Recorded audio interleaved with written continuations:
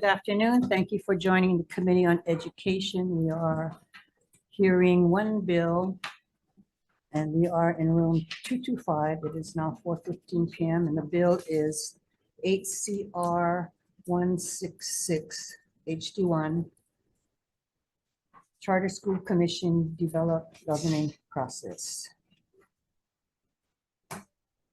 So this is to urge the Charter School Commission to work with stakeholders to develop and adopt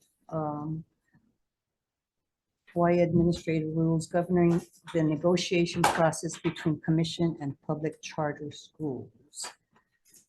First to testify, Ed No. You have testimony, Ed? Good afternoon. Good afternoon. Chair, Vice Chair. I wasn't saying members of the committee, but just Novella. So hello, everyone. Thank you for the opportunity to provide testimony. We do stand on our written testimony that existing rules do already exist for provisions such as this. So we are definitely open to hearing more about questions that you might have around this bill. So you're saying that the charter schools already have rules in place, administrative rules. Does that include the appeals process? Yes, there is notice of proposed rulemaking, conduct of hearings, commission actions, even emergency rulemaking. It's all under Chapter 503 under the Hawai'i Administrative Rules, Title 8.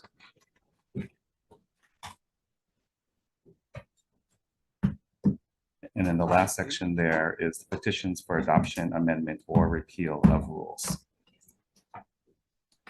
And that is already in your administrative rules also? Correct.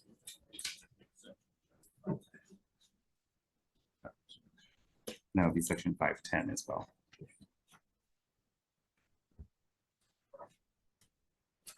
Okay. Members, questions? So why is it that the public charter school network has a lot of concerns? Well, there are always decisions that maybe aren't always favorable, and so just wanting to make sure that there was a mechanism for the ability to appeal.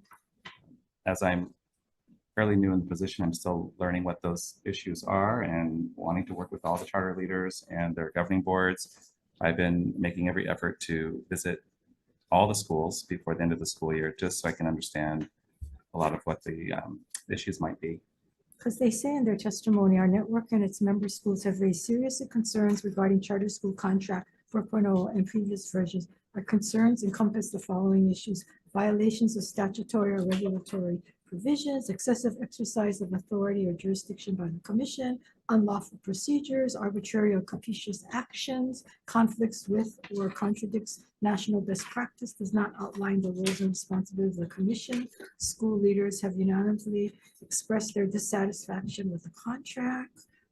They go on to say, your support urging the commission to develop administrative rules could begin the process of bringing monumental change to a rogue state agency with overreaching authority. And they go on for several pages. Have you read this? Yes, and I, of course, respect everyone's opinion on different matters. However, there was a lot of consideration that our AG weighed in as well. And from what I read, I believe we're well within the role as the state agency, as the authorizer. We also are part of the National Association of Charter School Authorizers, and we actually have a very favorable ranking nationwide in terms of existing charter administrative rules that are in place. So all I can say is we want to get better, of course, in whatever we do. Some of the opinions there are, of course, I want to get more to the bottom of what was at the core of those complaints, and that's what, again, all my visits to the schools have been centered around.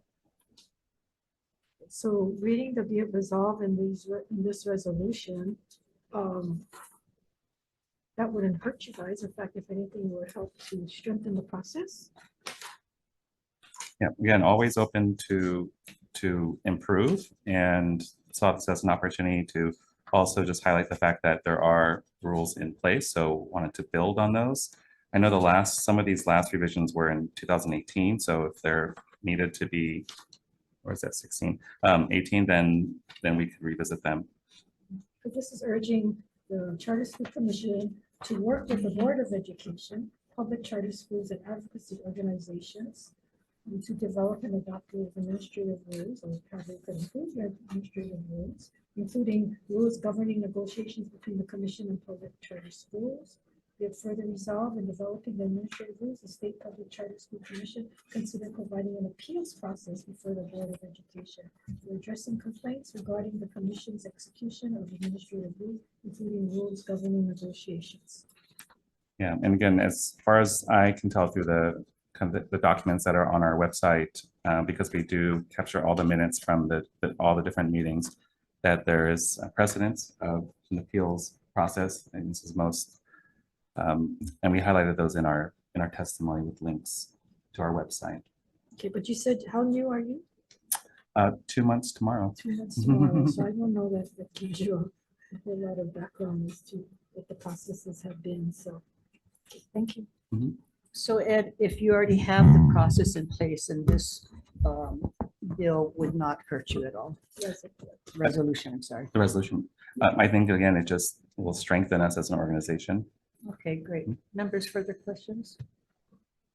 Thank you. Thank you. Anyone else here wishing to testify on this measure?